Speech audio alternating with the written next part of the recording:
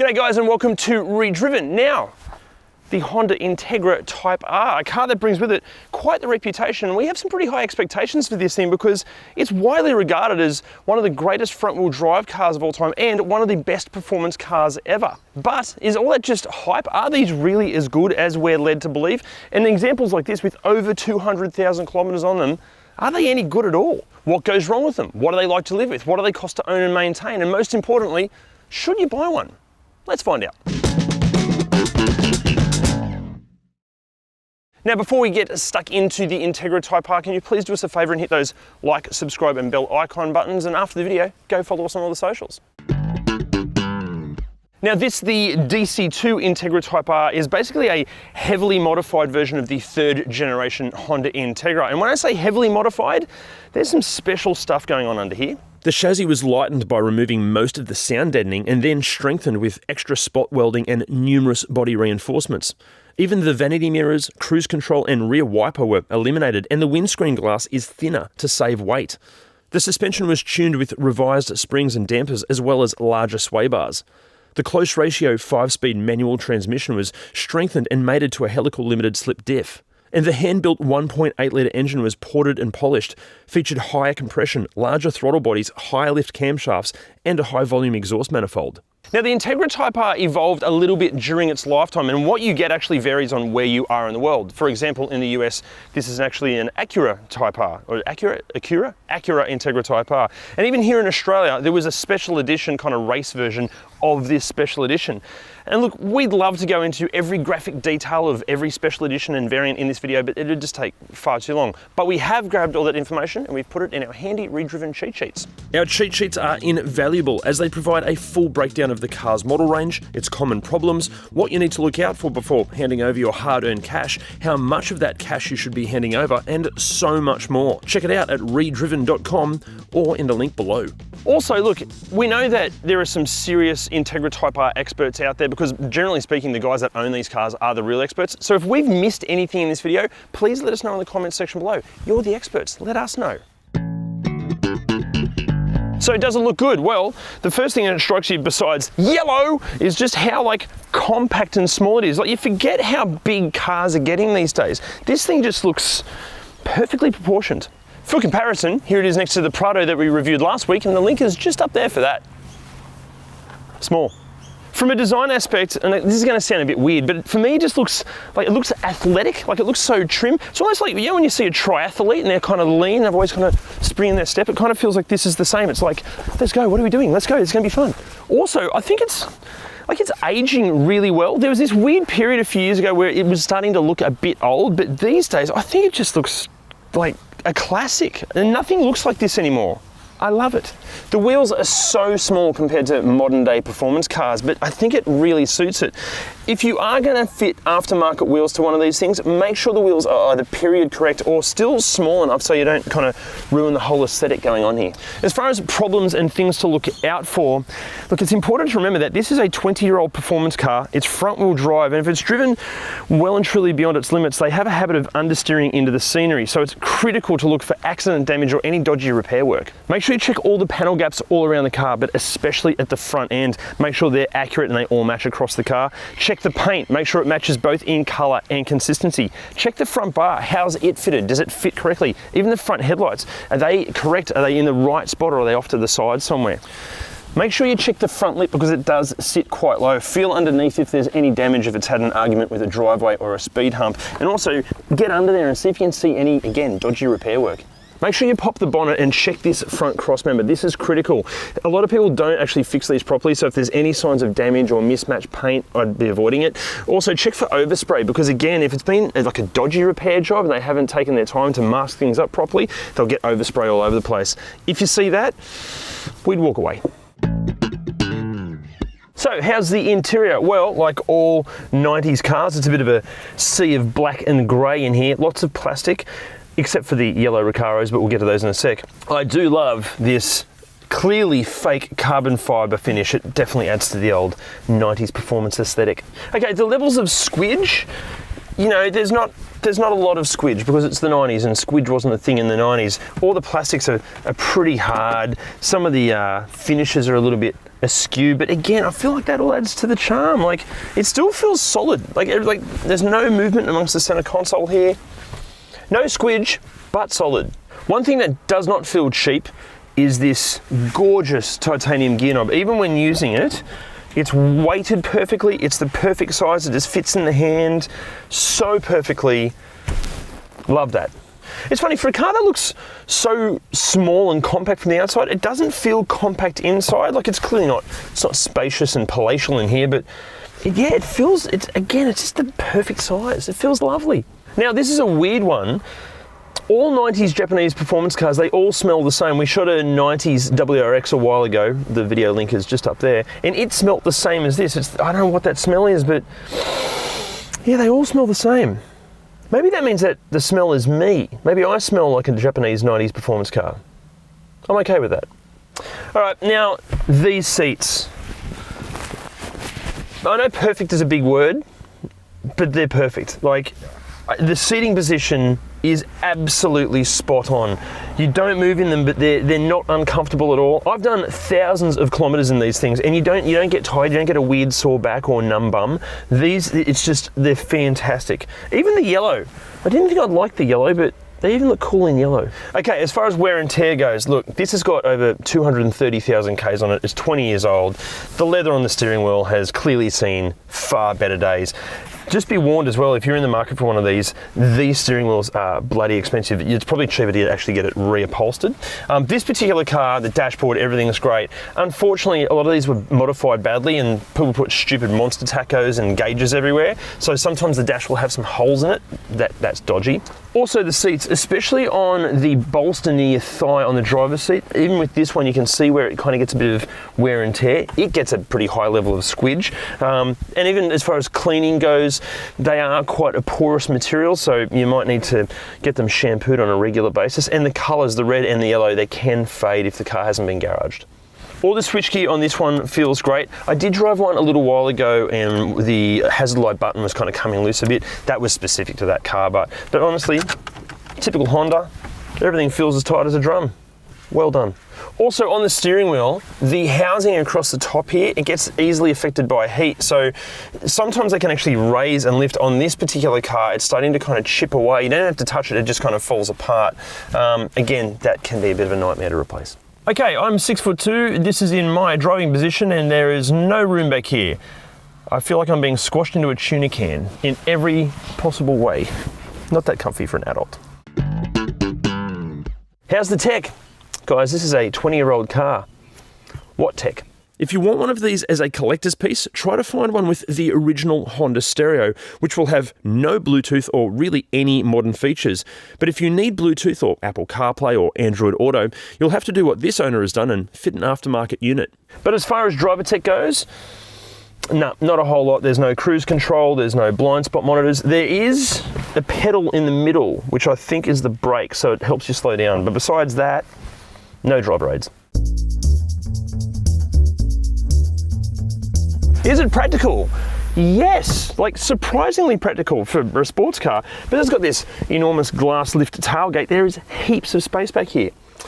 Actually, I'm going to come clean about something. I used to own one of these. I had a 2001 Championship White version, and my other job besides doing this is playing drums and DJing, and I can tell you, you can fit a full-size 5-piece drum kit back here easily, with the passenger seat free in case the gig goes really well. And practicality in the back seat? No.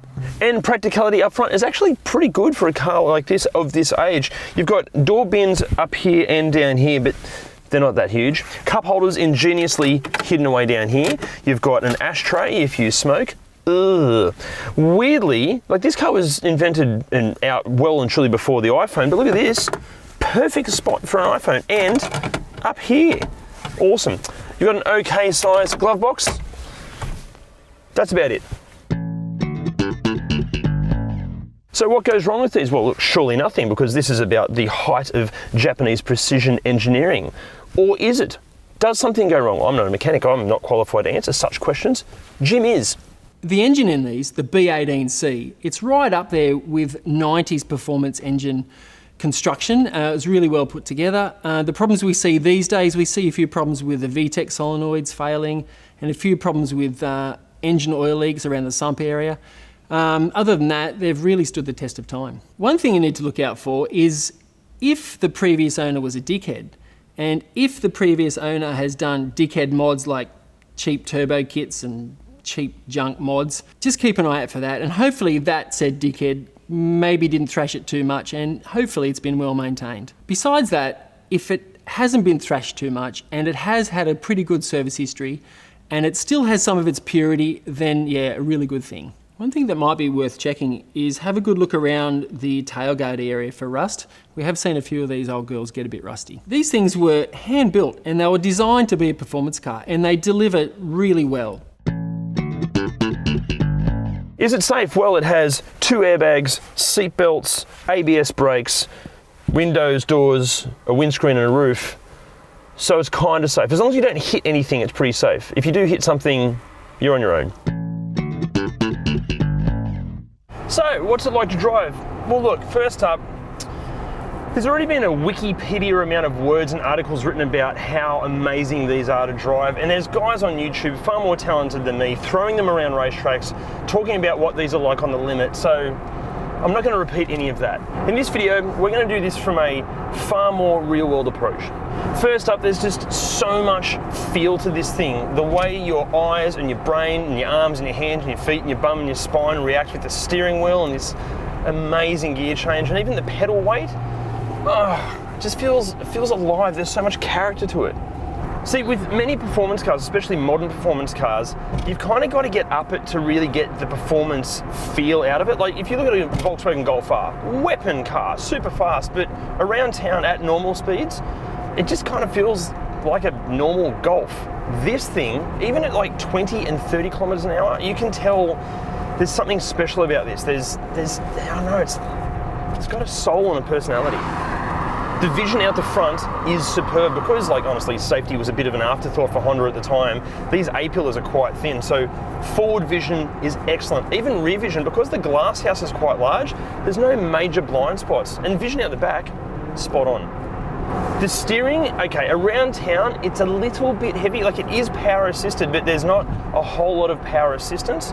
But in saying that, because there's so much feel to it, like judging it into like a car park or into a driveway is so easy. But when you get up to speed and you start actually pushing it through some corners, it feels like your hands are actually turning the front wheels. It's just sublime. The ride and suspension and handling on this, like this has got more than 230,000 kilometers on it. It's phenomenal. Like, I don't know how they've done it. Like, I wish a lot of modern performance cars felt as compliant as this. Like, it's firm, but it's never harsh. Like, it's got this like this nice firm kind of sporty feel to it, but it's compliant. It soaks up bumps really easily. It probably has a bit to do with the large sidewalls on those small wheels and tires, but I can't get over how good the suspension is. 231,000 Ks, and it feels this good. Amazing. Okay, it doesn't feel as like bolted to the ground like a Golf R or even a Hyundai i30N, but it also doesn't do that kind of skippy, jumpy thing over bumps or ripples. It feels energetic and alive, and it involves you the whole time, but somehow it's still compliant. It's like it's doing the best of everything all at once. Okay, as far as the sound in here goes, look, you know, this, as I've said it a million times, it's over 20 years old. There's a couple little rattles and a couple little squeaks, nothing too chaotic and too distracting from the driving experience. And there is a lot of road noise and engine noise, and the cabin is a little bit echoey, but again, it's all part of the character and charm of the car. If it wasn't like that, I'd be bloody disappointed. The gear change is it's just so good. Like, because the ratios are quite short, you're constantly changing gear, so thank God it feels great, but oh man, I just love it. I love it. Okay, that engine. Let's get the negatives out of the road first. It feels like, or it can feel like, there's almost no torque to the engine. If you need to overtake someone, it takes forward thinking and preparation. You've got to back through a couple of gears and give it a bootful to actually overtake anyone. And even then, you're going to be revving it out to like 8,000 RPM, so it's probably the least socially acceptable way of overtaking anyone. It's almost like as you overtake, you're going, I'm overtaking you! Now, the positives.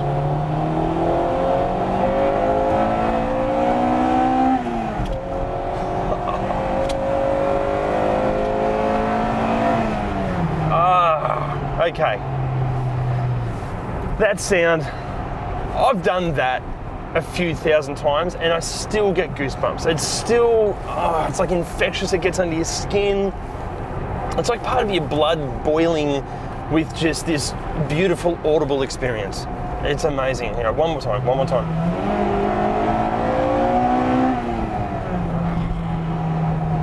Oh, so good.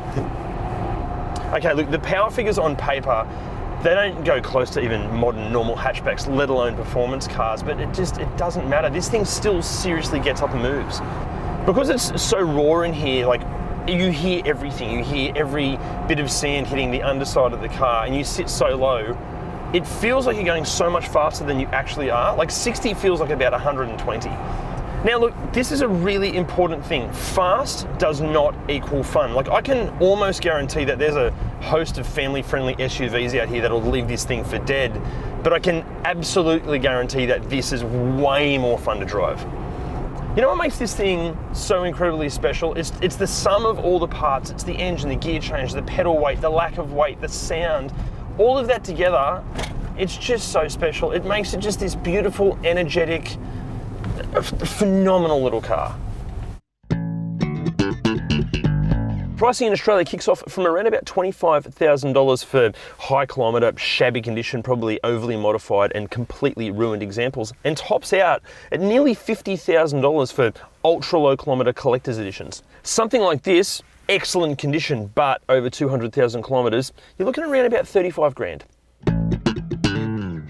Honda offered a 3-year, 80,000 kilometre warranty on these Integra Type Rs, which is clearly well and truly over, and servicing is recommended at every 6 months or 10,000 Ks. However, if you are driving this thing as it should be driven, we'd probably be changing the oil every 5,000 Ks. Honda have a claimed fuel consumption figure of 8.1 litres per 100 Ks, which is actually possible as long as you don't have a pulse. More realistically, that right foot's going to get heavy, it's going to push that accelerator down, and you're going to see figures closer to 10 litres per 100 Ks, like I have on this test.